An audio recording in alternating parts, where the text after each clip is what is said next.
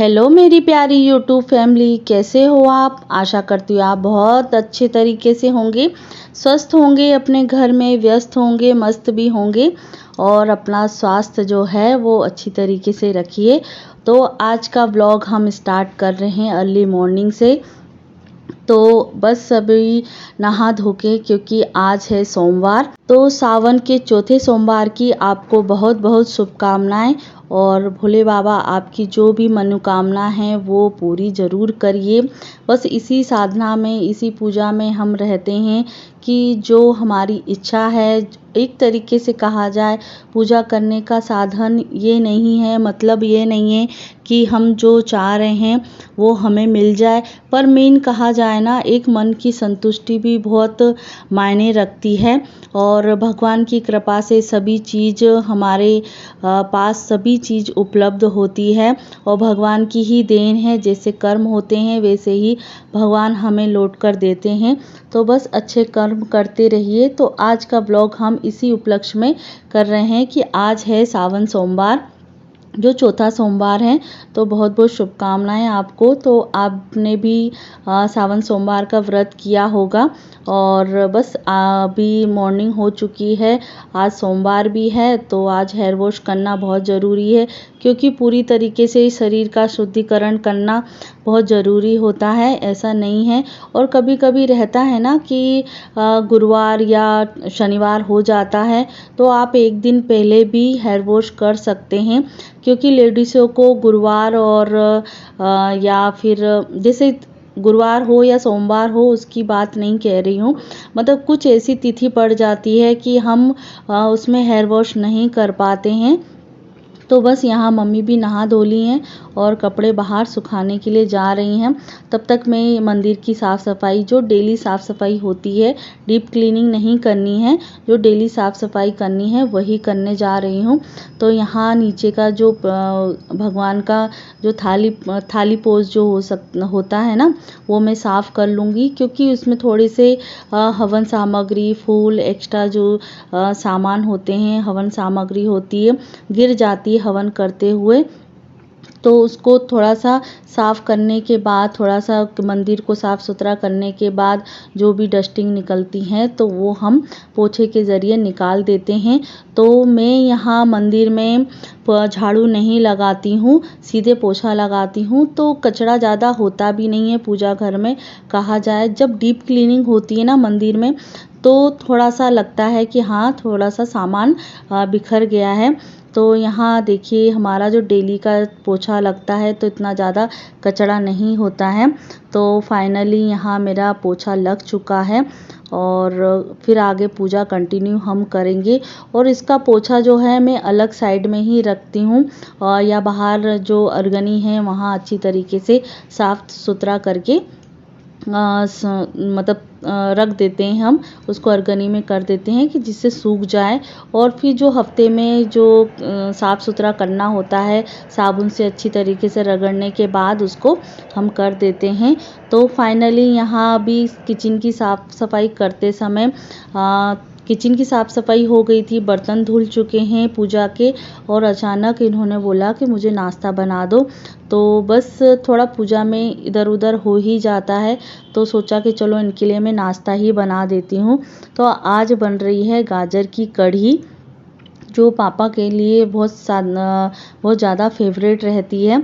तो फाइनली यहाँ मैं प्याज काट ले रही हूँ, क्योंकि बिना पोहा के इनको जो पोहा है वो पसंद नहीं आता है, तो एक प्याज तो डालना बहुत ज़रूरी होता है उनके लिए। और पोहा तो इनका इतना फेवरेट है कि जितनी बार आप दिन में 2 बार भी खिला दोगे ना तो उनको बहुत पसंद आता है। वो मेरा इतना ज़्यादा नहीं रहता है कि मतलब हफ्ते में 2 से 3 बार आप पोहा खा सकते हो, पर जो इंदौरी पोहा है इसके लिए तो मैं रोज़ खा सकती हूँ पोहा। और सभी का टेस्ट का फ़र्क भी पड़ता है, क्योंकि वो इतनी सालों से खाते आ रहे हैं। पर जो हमारा जो टेस्ट पहले का होता है वो कहीं मिल जाए ना तो बिल्कुल मज़ा आ जाता है, पर वो टेस्ट नहीं मिल पाता है कितनी भी मैं कोशिश करूं। हो सकता है, देखो वैरायटी में अलग अलग होता है, पहनावे में अलग होता है, स्वाद में अलग होता है, और आपकी रेसिपी भी आप स्टेट के ज़रिए जाते हैं तो हर स्टेट की रेसिपी अलग होती है, स्वाद अलग होता है और हाथ हाथ का भी स्वाद होता है अलग। तो फाइनली यहाँ मैंने सिंपल वे में बना लिया है पोहा। और कड़ी पत्ता मैं ज़रूर डालती हूँ, और कभी कभी कड़ी पत्ता नहीं होता है तो थोड़ा सा मुझे खुद खाने में मज़ा नहीं आता है जब तक पोहा में कड़ी पत्ता नहीं डलता है। उससे स्वाद दुगना हो जाता है, दुगना क्या तिगुना हो जाता है, बहुत अच्छा लगता है पोहा में कड़ी पत्ता डालने से। और यहाँ फाइनली मैं एक बात आपको भी बता दूं, क्योंकि ये चाय जो है वो कटोरे में पीते हैं, जो कटोरी आती है ना वो उसमें पीते हैं, तब तक उनको गिलास में या कप में संतुष्टि नहीं मिलती है। तो बस यहाँ अब मैं करने जा रही हूँ सूरज पूजा। और यहाँ सूर्य भगवान को हमें जल अर्पण करना होता है, क्योंकि सूर्य भगवान ही देवता ऐसे देवता हैं जो हमें साक्षात दिखते हैं। और मानो तो सब कुछ है, क्योंकि सभी विधि विधान से काम करना बहुत ज़रूरी होता है, पूजा पाठ करना बहुत ज़रूरी होता है। तो सूर्य भगवान ही हमें ज़्यादातर साक्षात दिखते हैं, तो उनकी पूजा सबसे पहले की जाती है। कि हम भगवान से यही मनोकामना करते हैं कि जैसे ही आपकी उगते हुए सूरज का जो तेज है, तेज से आप इतने उज्जवल हैं, ऐसे ही हमारे जीवन में और सभी के जीवन में जो उनकी मनोकामना है पूरी करते रहिए, उनका जो तेज है बढ़ाते रहिए, घर में बच्चों के प्रति सब चीज़ में तेज हो। बस अपने थोड़ा सा कर्मों पे ध्यान दें और बस पूजा आराधना करते रहें। बहुत ज़रूरी है मन की शांति। और क्योंकि जब आप पूजा करते हैं ना, मन में तो चलो जाप ताप और तप करते रहते हैं, ध्यान लगाते रहते हैं, पर जब तक भगवान से हम स्पर्श नहीं करते तब तक हमें संतुष्टि नहीं मिलती, मन की संतुष्टि नहीं मिलती। इसीलिए हमें पूजा करना बहुत ज़रूरी होता है। तो यहाँ देखिए भोले बाबा को स्नान करवा दिया है, दूध में थोड़ा सा शक्कर डाल दिए हैं और दूध, और फिर इसको शुद्ध पानी से भोले बाबा को नहला दिया है। एक तरीके से जो स्नान होता है पंचामृत का वही है। उसमें थोड़ा सा घी डाल दिया है, शक्कर डाल दी है, मिश्री डाल दी थी। और यहाँ पूरे मंदिर को, छोटा सा मंदिर है पर बहुत श्रद्धा से बनाया गया है और स्थापित किया गया है। उसका वीडियो भी शायद मैं लिंक इसमें डाल दूंगी। और स्थापित की थी पूरी अच्छी तरीके से, विधि विधान से पंडितों को बुला के उनका पूजा पाठ किया, स्थापित किया है, तब जाके हम। और ऐसा ज़रूरी नहीं है कि हमें मंदिर जाने की ज़रूरत है, क्योंकि भोले बाबा भी हमारे घर में विराजमान हैं।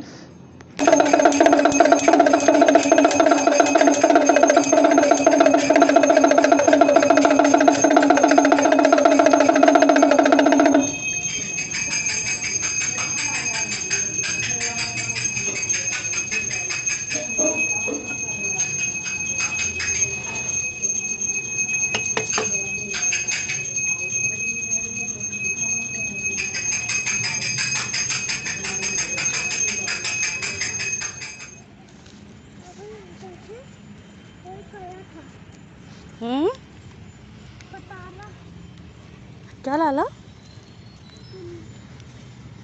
क्या हुआ?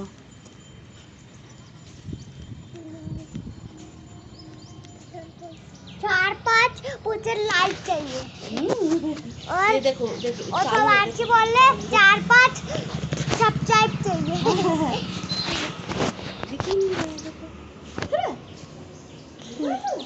हाँ करो। साफ सुथरा। हाँ सच्ची में। हाँ बाबू को वीडियो बनाने लग गया है या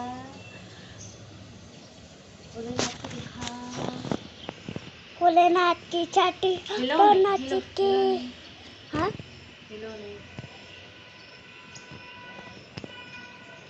भोलेनाथ की छठी हम तो नाच के, भोलेनाथ की। मम्मी ये क्या डाल लेते, ये क्या है? पानी इतना टूट है, टूट है। भगवान से टूट पीते सच में? आप बोलते हो आ करके पी लेते। बोले वो हमांसी को भी दिखा रहा हूँ। हमांसी आज के तो बहुत तो वो है मान की बात। तो भगवान जी का टीका दिखाओ पास में से।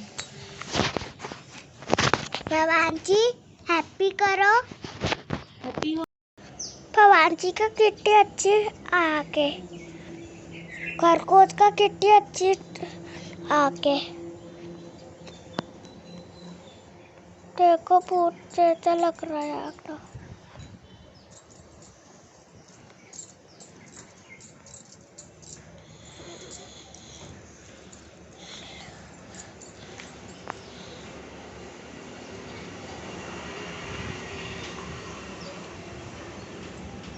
देखो मम्मी, मम्मी देखो चींटी वो खरगोश का मारते कर रहे। वो देखो ना पहले। चींटी मारते कर रही है।